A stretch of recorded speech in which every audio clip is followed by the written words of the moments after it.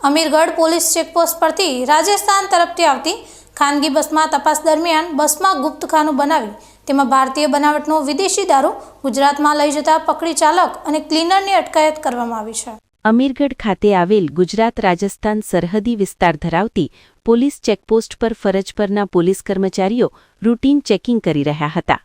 તે દરમિયાન રાજસ્થાન તરફથી આવતી ખાનગી ટ્રાવેલ્સની બસને રોકાવી તેમાં તપાસ કરતા બસમાં મુસાફરો ભરેલ હતા, જેથી બસના ચાલક અને કંડક્ટરને સાથે રાખી પોલીસ દ્વારા બસની ડિક્કી ખોલાવી તેમાં તપાસ કરવામાં આવતા મુસાફરોના સામાન સાથે ડ્રાઈવરની સાઈડમાં એક ગુપ્ત ખાનું બનાવેલ હોવાથી તેમાં તપાસ કરતા તેમાં વિદેશી દારૂ ભરેલ હોવાથી પોલીસ દ્વારા કાર્યવાહી કરતા બસ તેમજ બસના ચાલક કંડક્ટરને હિરાસતમાં લઈ વિદેશી દારૂની પેટી નંગ 42 બોટલ નંગ 1344ની કિંમત 3,65,841 રૂપિયા, ટ્રાવેલ્સ બસની કિંમત 15 લાખ રૂપિયા તથા મોબાઈલની કિંમત 20,000 રૂપિયા, આમ કુલ 18,85,842 રૂપિયાનો મુદ્દામાલ જપ્ત કરી બસના ચાલક રાકેશ મોહનલાલ શર્મા રહે બાલાસર તા શેરગઢ જી જોધપુર તથા કંડક્ટર ભવાનીસિંહ ઉર્ફે મૂલસિંહ નારાયણસિંહ રાજપૂત રહે ધીરપુરા તા સેખાલા જી જોધપુરને પકડવામાં આવ્યા હતા,